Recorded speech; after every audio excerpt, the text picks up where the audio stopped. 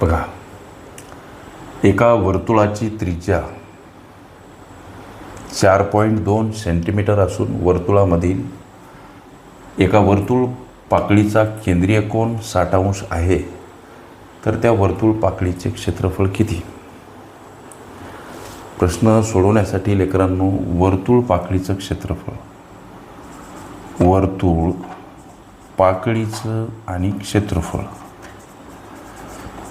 काढण्यासाठीचं एक सूत्र आहे लेकरांनो, अँगल.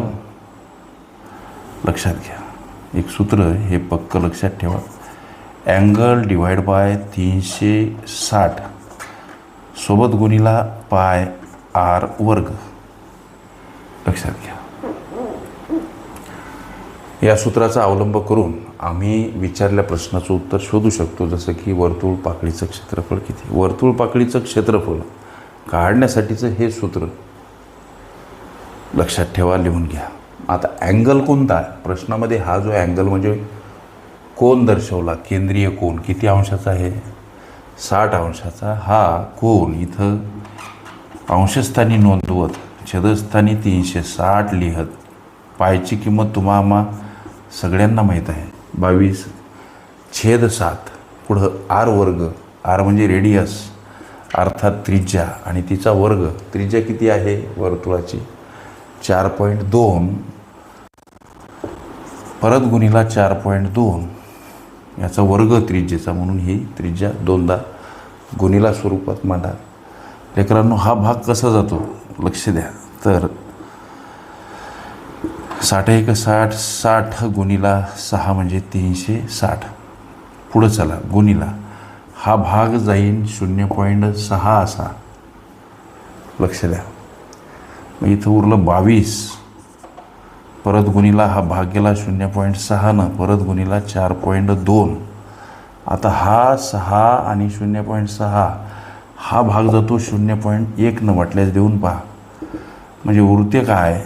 या 6 याला भागितलं 22 उरले, इथं उरले 0.1 आणि इथं उरले 4.2.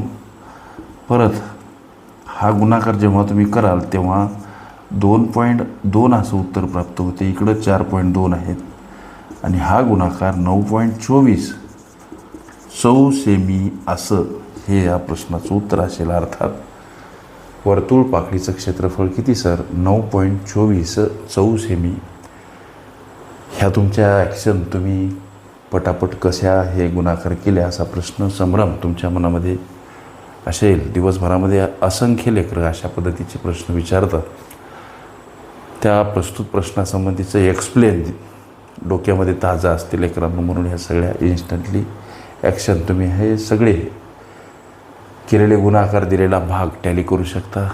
वर्तुळ पाकळीचं क्षेत्रफळ किती सर? 9.24 सेमी. हे तुमच्या विचारल्या प्रश्नाचं उत्तर. ओके, वर्तुळ पाकळी ही माझी प्लेलिस्ट अवश्य बघा. त्यामध्ये विविध स्पर्धकांनी विविध अंगांनी विचारलेल्या संभाव्य अशा असंख्य प्रश्नांचा सराव तुम्हाला करता येईल.